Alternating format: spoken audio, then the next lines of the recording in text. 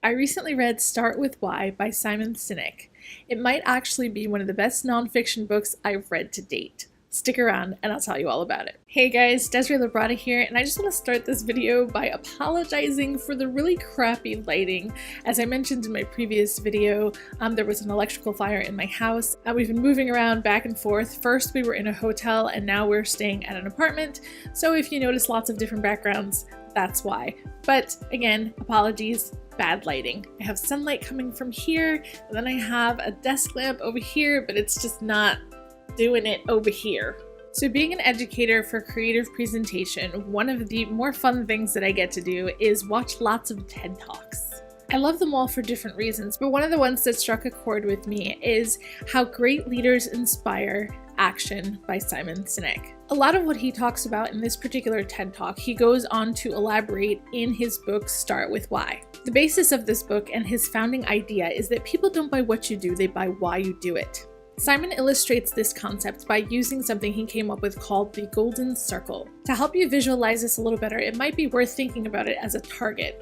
There is an outer circle, and then another circle within that, and then inside is the important stuff. The majority of companies use their marketing and their messaging traveling inward through the circle, starting with what they do, maybe how they do it, and then possibly why they do it. However, the leaders that inspire action go in reverse. So they start with why, then how, then what. More specifically, Simon says that 100% of companies know what they do.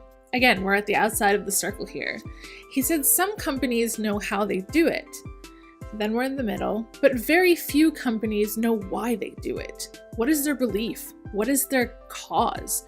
What is their purpose, and why should anyone care? Remember, people don't buy what you do, they buy why you do it. I actually listened to this book as an audiobook, and I really enjoyed it. His voice was great, but he's an excellent storyteller. He's clearly passionate about his research, and he keeps you interested the entire time. He uses so many great examples of companies that both started with why and some that just lost their why. People don't buy what you do, they buy why you do it. Starting with why, starting with your belief, with your cause, it seems like a very easy concept to understand, but not really. It actually gets a little bit complicated. And here's the part that really fascinates me, that our decisions are not made in the part of the brain that is responsible for communication. So what does that mean? It means we make purchases based on how we feel rather than how we think. So consider that for a second. How many times have you seen very passionate Android users arguing with iPhone users? Or what about Mac versus PC? Or Xbox versus PlayStation? Or even more recently, people arguing about what Pokemon Go team to be on.